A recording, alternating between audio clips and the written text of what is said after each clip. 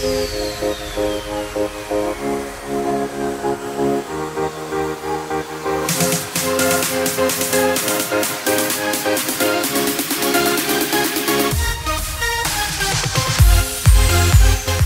sa mga malalaking dam systems ng NIA ang Upper Pampanga River Integrated Irrigation Systems o UPRIS. Ito ay nagkamit ng magkakasunod na parangal bilang Integrated Irrigation System Office of the Year simula taong 2019 hanggang 2022. Ang tagumpay na ito ay dahil sa pagsusumikap ng mga empleyado ng NIA UPRIS at sa pamumuno ng nag-iisang masipag at output-oriented na department manager na ngayon ay Central Luzon Projects Coordinator, walang iba kundi si Engineer Rosalinda B. Bote o mas kilala bilang si Ma'am Rose, the Jenny Rose. Maliban sa pagiging mabait na boss at magaling na leader sa kanyang larangan, mas kilalanin natin si Ma'am Rose sa labas ng ahensya.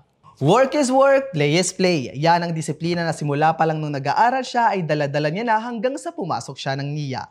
Siya ay isang magiting na ina sa kanyang 3 mga anak at mapagmahal na lola sa kanyang mga apo. Maliban dito, kilala din siya bilang isang mapagbigay at matulungin na kaibigan.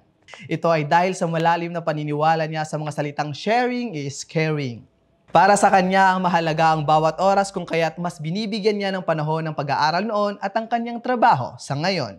Ang tanging nagiging libangan niya lamang tuwing Sabado at Linggo ay bigyan ng oras ang kanyang pamilya at ang maliit na hardin sa kanilang bahay. Laki man sa hirap at sinubok ng panahon, hindi ito naging hadlang sa kanya upang maging matagumpay sa buhay. At bilang pagkilala sa kanyang husay at galing, nagkamit siya ng parangal sa katatapos lamang na 2023 Presidential Lingkod Bayan Regional Award na pinangunahan ng Civil Service Commission nito lamang nakaraang Setyembre. Ngayon, sa nalalapit na retirement ni Ma'am Rose, plano niya mag-travel at magbakasyon sa ibang bansa kung saan nakatira ang kanyang isang anak.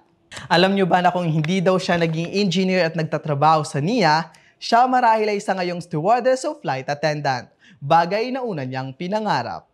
Ma'am Rose, ang advokasya mo po para sa kauunlad ng lahat ng empleyado dito sa NIA ay yaman na maituturing ng bawat isa. Maraming salamat sa hindi matatawarang serbisyo mo para sa ating mga bayaning magsasaka. Tunay po kayong kahanga-hanga, mapaloob man o labas ng ahensya.